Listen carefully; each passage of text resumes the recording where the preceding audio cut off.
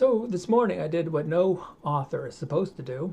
I looked at reviews of No Self, No Problem, and it's the same reason I look at my student evaluations after 20 years of being a professor.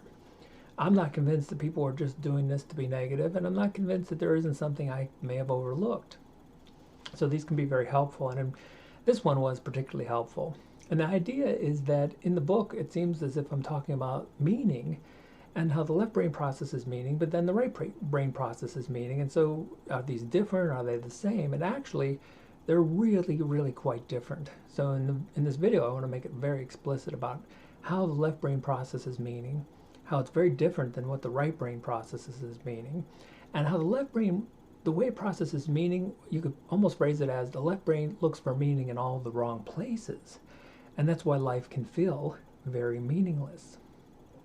So when the left brain interpreter processes the world around us, what it does is it takes the evidence, sometimes there may be very little of it, and it tries to build an explanation to figure out the world around us, what's going on. And it's very easy to say, well, isn't that the meaning of what's going on?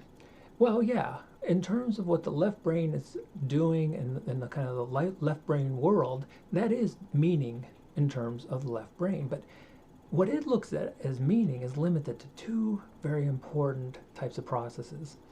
One, the left brain will break things down into its parts. And then second, and this is maybe the most important, is that it actually has to put these parts into language. If it cannot put these into language, there is no meaning. And you can find this, some historic examples of like logical positivism. A group of scientists that absolutely believe that if something cannot be put into words precisely, that statement had no meaning.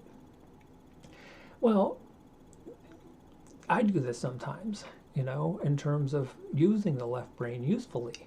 Is like sometimes I'll take a word and I'll break that word down into its parts and its origins, and that can help the left brain understand what it thinks the meaning of the words are. These are all really useful, but the problem is that the main limitation is that the left brain is absolutely convinced, the thinking mind is absolutely convinced that if you cannot put it into words, there is no meaning.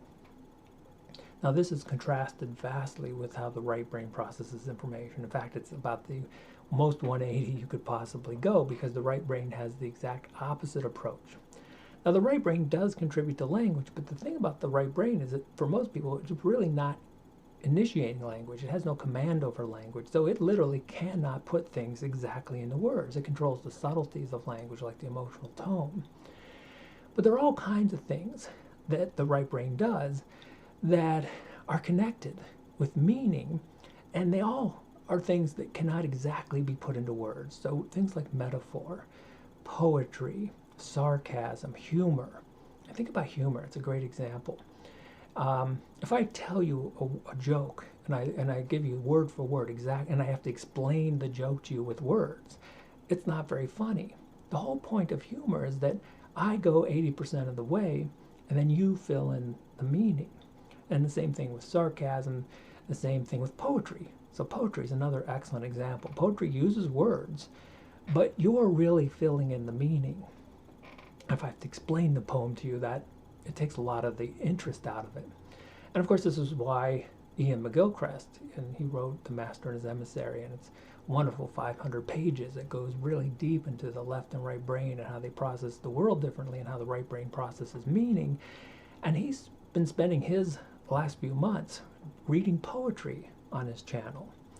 And the reason he does this is because it's a great way to connect with the kind of capital M of meaning, the big meaning. The meaning that I talk about at the end of my book, the meaning of Nietzsche. When Nietzsche said, if you have a why, you can deal with any how. The meaning of Viktor Frankl, when he was talking about all the, how meaning can help us endure any type of suffering. So that kind of meaning is the right hemisphere meaning. But the interesting paradox about all this is that kind of meaning can never be put into words. And so all of it, like the stuff when people write poetry, they're only taking you 80%. The rest of it is something that you're filling in yourself. And again, this is a real paradox because we can't put it into words. And the reason we can't put it into words is because this type of meaning can't be taken apart. So the thinking mind wants to put it into words. If it can't, it believes that no meaning exists. But the irony is that the meaning is there all the time. It's just it can't be found if you're looking for it in something that believes that it has to be put into words. This type of meaning cannot be dissected. This meaning cannot be taken apart because this is the type of meaning that is about experience, direct experience. And it's about your experience of you fitting into the rest of existence. And the way the left hemisphere does processing is it takes that spotlight of attention and it limits it down to just a single part, like just you. And then you feel very isolated and, you know, as a Houseman said, alone and afraid in a world I've never made. What the right hemisphere does is it expands that spotlight, so it's no longer just a part, but how that part fits in meaningfully to the rest of the whole. And that's what your existence is about. A single expression of the entire universe doing its own thing in its own way. That's where you get that capital M kind of meaning. The problem is that that kind of meaning can never be dissected. It can be put into words in a precise way. That's why I can't precisely tell you what it is. You already have it. You just need to look for it in the right way.